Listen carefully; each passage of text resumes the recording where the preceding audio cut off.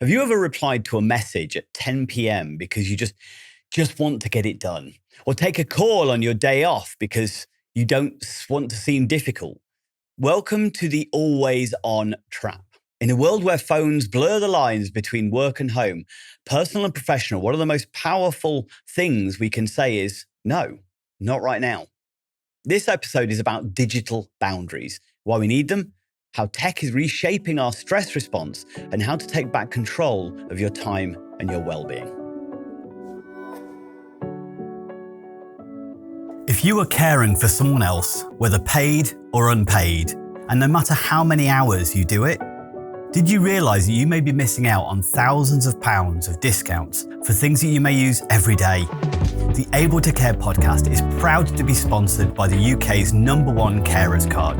Started by two best friends who recognise that carers deserve better and are 100% committed to helping to change the lives of all carers and bringing them together as a strong community. Carers Card UK provides support, recognition and rewards. It offers reassurance by providing an ID card that helps access emergency information when needed, while also unlocking discounts, a wellbeing hub, a carers circle tool and a community through their app. All of this for less than the price of a box of chocolates a year. There are discounts on gym membership, days out, electrical goods, clothing and even glasses. Let others know you care while taking a little care of yourself with an ID card you can be proud of. Visit carerscarduk.co.uk/promo code/able to care today to order yours.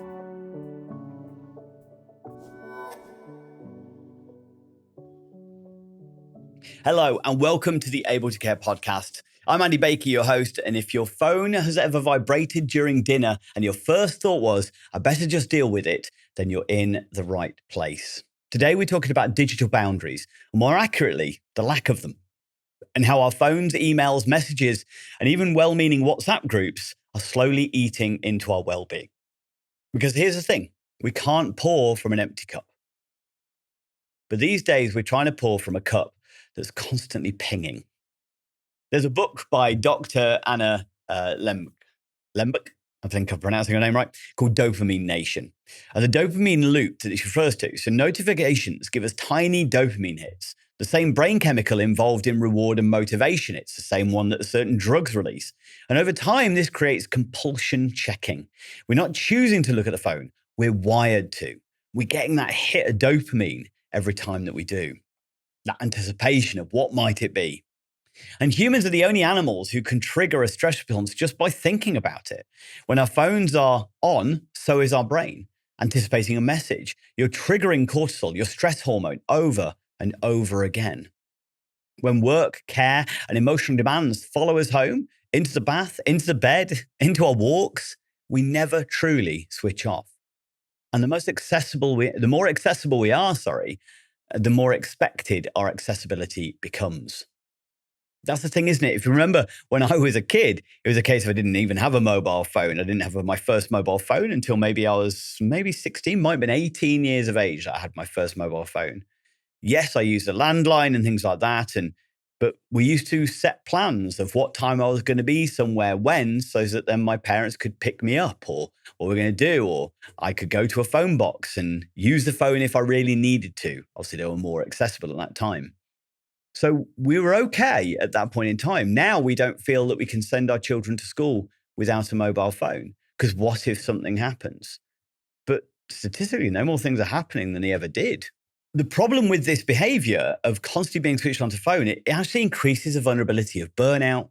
It can actually then lead to increased feelings of resentment, whether it be a person that's messaging you or a work that's messaging you. It feels like that resentment is going to build up going, you never let me free. You never let me be in peace. So that actually reduces quality of support.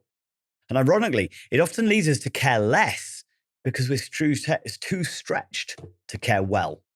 So let's think about it as a childcare professional.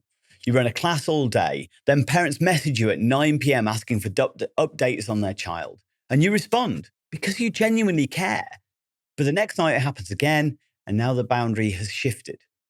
Or if you're a foster carer and you're in a WhatsApp group with social workers, therapists, other professionals, other foster parents, messages come at 7 a.m., 11 p.m., weekends.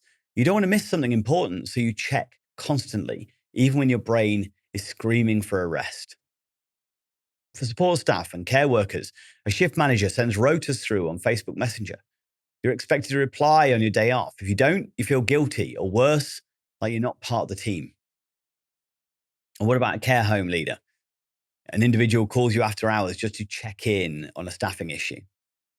Your answer because you don't want to let anybody down, but inside, you're exhausted.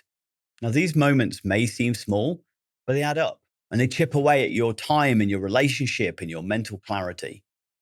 So, what's really at risk? Well, one, it can damage your ability to empathize. You can't be present for others if your mind is always somewhere else. It can over identify. So when boundaries erode, you stop becoming the professional supporting someone. You start carrying their emotional load as it's your own. You can also cause problems as far as over reliance on you. If you're always there when they need you, then what are you going to do one day when you're not?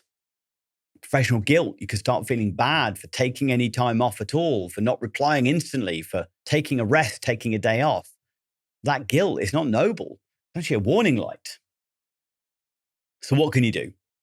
One, here are some tips. And I have to be honest, I don't always follow these myself. I'm a multiple business owner and I'm terrible at sometimes turning that phone off and not engaging with it. But I'm trying to do better. And that's what we can do, is try to do better. So set a digital curfew. Decide a time each night when your phone goes on do not disturb.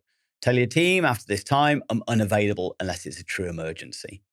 If you don't feel that's appropriate, then you can do it where you can set the notifications on silent, or you can turn it on airplane mode, for instance. But you can maybe just turn the notifications off for messages, but it just means if somebody calls you, you can still answer. Another thing you can do is have two phones, one for work, one for personal, making sure you're only giving one out. But if somebody, a few key people have your personal number, so if they really need you, then they can contact. But otherwise, you can turn off apps, turn off messages during those rest times. Model it loudly. Send a message back. I'll reply during working hours. Let's not send non-urgent messages. Set it up as a practice. Let's not send non-urgent messages after 6 p.m. Or saying, I'm having a no tech Sunday, taking a genuine day off and just managing those expectations. If you communicate them clearly, let other people know, then that's going to reduce their distress. If they're messaging you, not messaging back, and the expectation is you should be messaging them back, then you're going to get a phone call. You're going to get somebody coming round because you've not met their expectations. If you communicate in advance, I'm having a no tech Sunday, I'll set it up an auto message that's, sorry, not answering today, having a no tech Sunday, then hopefully you're managing those expectations. And this is an important element as well for those of you looking after children. People follow what you model, not just what you preach.